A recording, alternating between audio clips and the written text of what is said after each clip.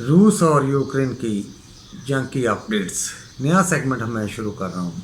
मैं चाहता हूँ कि आप लोगों को रूस और यूक्रेन की जंग के मुतल्लिक लम्हा बा लम्हा खबर देते रहें।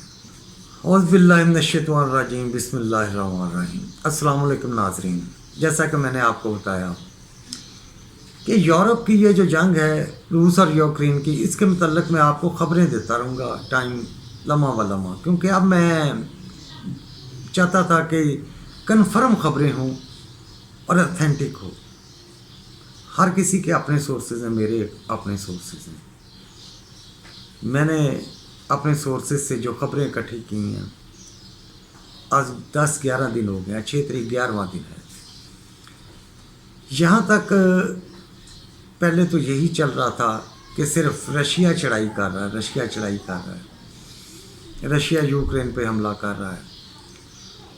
कल रात को 11,000 फौजी तकरीबन अब तक रशिया के मार चुके हैं। अब रशिया पे फ़ज़ाई हमले भी शुरू हो गए हैं। रशिया को अब मुश्किल तरीन हालात का सामना शुरू हो गया है। अमेरिका और यूरोपीय यूनियन ने मिलकर, जिसको हम नेटो कहते हैं, वो अब जवाब देना शुरू हो गए हैं। बज़ाहिर तो अमेरिका ने अपनी फ़ौज नहीं उतारी, लेकिन उसने प्राइवेट एजेंसियों से फ़ौज हायर करके रशिया के ख़िलाफ़ बड़े पैमाने पे हमले शुरू कर दिए हैं। और इस चीज़ का रशिया को भी इल्म है, पूरी दुनिया को इल्म है। मैं लाख कहता रहूँ कि मैंने फ़ौज नहीं उतारी या मैं फ़ौज नहीं भेज रहा, लेकिन एजेंसियाँ तो भेज रहे हैं। इसी तरह यूरोपीय ममालिक ने भी फुली कोशिश कर दी। सबसे बड़ी बात, अब इसराइल भी इस जंग में कूद पड़ा है। 400 से ज़्यादा फ़ज़ाई हमले, मतलब कि अटैक हो चुके हैं रशिया की फ़ौज पे। 11,000 से ज़्यादा फ़ौजी उसके मर चुके हैं। तमाम शैतानी कुव्वतें रशिया के ख़िलाफ़ इकट्ठी हो चुकी हैं। दुनिया में जो 2 ब्लॉक बनने थे वो अब बन के फुली तौर पे सामने आ चुके हैं। चाइना भी खुल के सामने आ गया, पाकिस्तान भी अब खुल के सामने आ गया है, इंडिया भी खुल के सामने आना शुरू हो गया है, लेकिन अभी पूरी तरह खुल के सामने नहीं आया। दोनों तरफ से बेइज्जत हो रहा है, और क्योंकि ये मुनाफिक लोग हैं, ये किसी तरफ भी खुल के सामने नहीं आते। आज की जो अहम खबरें हैं वो कुछ इस तरह से हैं कि सबसे बड़ी खबर ये है कि 5 रूसी बेड़ों पर यूरोप ने कब्ज़ा कर लिया। समंदर के अंदर जंग अब बड़ी तेज़ी से बढ़ रही है, और ये पूरे समुद्रों में बढ़ेगी।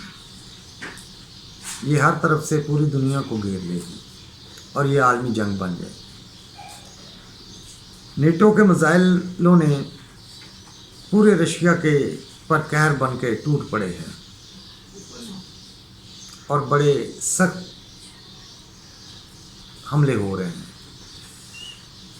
जो कल तक हमने नहीं सोचा था कि इस तरह से रशिया के ऊपर हमले होंगे, और रशिया भी डट कर मुकाबला कर रहा है।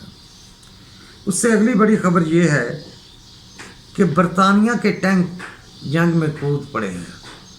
अब बरतानिया अपने टैंक जंग में भेज चुका है।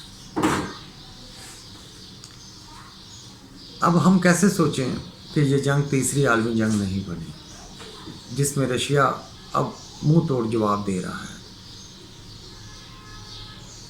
पुतिन ने ऐलान किया है कि अब किसी मुल्क को वार्निंग नहीं दी जाएगी, डायरेक्ट हमला किया जाएगा। वार्निंग का टाइम ख़त्म हो चुका है। ज़ाहिर है वार्निंग एक हद तक होती है, और ये जंग एटमी जंग की तरफ बढ़ेगी। और अहादीस के मुताबिक जो बात थी वो अब सच्ची होने को जा रही है। ये दुनिया की तबाही का फाइनल राउंड चलेगा। अमेरिका के तैयारे पूरी तरह अब जंग में कूद पड़े हैं। फ़ज़ाई हमले रशिया के ऊपर किए जा रहे हैं, और नो फ्लाई जोन वाला किस्सा भी ख़त्म हो चुका है।